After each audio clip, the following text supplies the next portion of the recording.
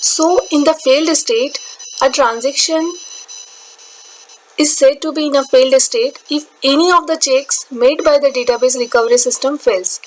जो डेटाबेस का recovery system है उसके द्वारा जो भी चेक्स बनाए गए हैं अगर वो फेल होते हैं तो आपका जो ट्रांजेक्शन है वो किस में आ जाएगा, फेल्ड स्टेट में आ जाएगा.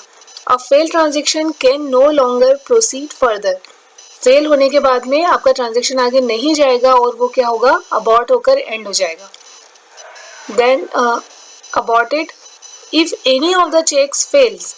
एंड द मतलब चेक्स फेल मतलब कि जो डेटाबेस रिकवरी सिस्टम ने जो चेक बना रखे हैं अगर वो चेक फेल होते हैं and the transaction has reached a failed state, then the recovery manager rolls back all its write operations on the database to bring the database back to its original state where it was prior to the execution of the transaction.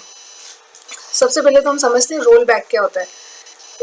Database transaction जो होता है उसकी 3 commands होती हैं, commit, roll back, save point. तो commit तो अभी आपने देखा कि डेटाबेस के अंदर जो भी चेंजेस हैं उनको परमानेंटली सेव करने के लिए हम कमिट यूज़ करते हैं. इसी तरह से रोल बैक करना मतलब कि जो डेटाबेस के अंदर जो चेंजेस हुए हैं उन्हें रिवर्ट करने के लिए, उन्हें अंडू करने के लिए जो कमांड यूज़ होती है वो कमांड होती है रोल बैक. ठीक है, तो अगर कोई ट्रांजेक्शन फेल्ड स्टेट में है तब रिकवरी मैनेजर क्या करेगा, रोल बैक कर देगा. मतलब कि जो भी ट्रांजेक्शन के अंदर जो भी कमांड्स परफॉर्म हुई है उनको रोल बैक कर देगा, उनका इफेक्ट डेटाबेस से हटा देगा और डेटाबेस को पहुंचा देगा कहाँ पर, उसकी ओरिजिनल स्टेट के ऊपर जहाँ पे कि वो ट्रांजेक्शन स्टार्ट होने के पहले डेटाबेस की जो पोजीशन थी वो पोजीशन डेटाबेस वापस से ले लेगा. ठीक है, transaction in this state are called aborted. The database recovery module can select one of the 2 operations after a transaction aborts, restart the transaction और किल द ट्रांजेक्शन. मतलब कि एक ट्रांजेक्शन अगर अबॉर्ट हो गया है तो वो ऐसा हो सकता है कि ट्रांजेक्शन रीस्टार्ट हो या फिर ट्रांजेक्शन किल हो जाए, ट्रांजेक्शन को हटा दिया जाए. Next state is your committed. If a transaction executes all its operation successfully. ठीक है, सारे ही ऑपरेशन सक्सेसफुली हो गए एक ट्रांजेक्शन के, एग्जीक्यूट हो गए. It is said to be committed. All its effects are now permanently established on the database system. So these were the transaction state जो कि एक ट्रांजेक्शन की स्टेट्स रहती हैं पूरे डेटाबेस के अंदर जब वो एग्जीक्यूट हो रहा होता है उस टाइम पर. Now these are the commands, TCL command जिन्हें हम कहते हैं. ठीक है, transaction control commands, commit, roll back and save point. Commit. The commit command is the transactional command used to save changes invoked by a transaction to the database. जो commit command होती है वो एक ट्रांजेक्शनल कमांड है जो कि use होती है किसके लिए, चेंजेस को सेव करने के लिए जो कि एक ट्रांजेक्शन के द्वारा डेटाबेस में किए जाते हैं. Next is your roll back.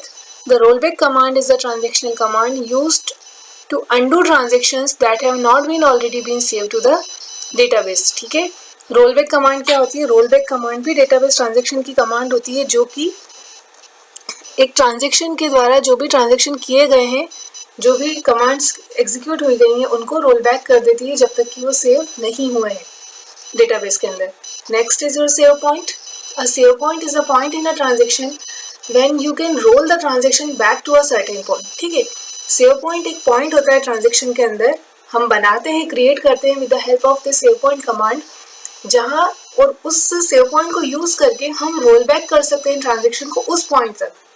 ठीक है, without rolling back the entire transaction. अगर हम डायरेक्ट रोल बैक लगाएंगे तो हमारा पूरा ट्रांजेक्शन रोल बैक हो जाएगा. ठीक है, लेकिन अगर हमने सेव पॉइंट क्रिएट कर रखे हैं तो हमारा ट्रांजेक्शन पूरा रोल बैक नहीं होगा, सिर्फ उस पॉइंट तक का होगा अगर हम उस पॉइंट को यूज कर रहे हैं, अगर हम रोल बैक के बाद वो पॉइंट लिख रहे हैं तो.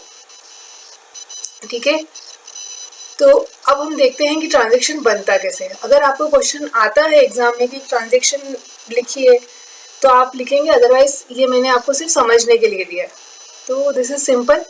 पहले हम ये देखते हैं ट्रांजेक्शन, ये वाला फर्स्ट वाला. सबसे पहले हमारी लाइन जो हमने लिखी है MySQL प्रॉम्प्ट के ऊपर set auto commit equal to 0. ये हमने क्यों लिखा है, क्योंकि आजकल जो भी सिस्टम है उसमें by default auto commit on आता है. इसका मतलब है कि हम ऑटो कमिट को ऑफ कर रहे हैं. ठीक है, तो ऑन आता है, इसलिए हमने ट्रांजेक्शन को स्टार्ट करने के पहले क्या करा, उसको फॉल्स किया, उसको ऑफ किया। उसके बाद में हमने लिखा स्टार्ट ट्रांजेक्शन, इससे हमारा ट्रांजेक्शन स्टार्ट हो गया।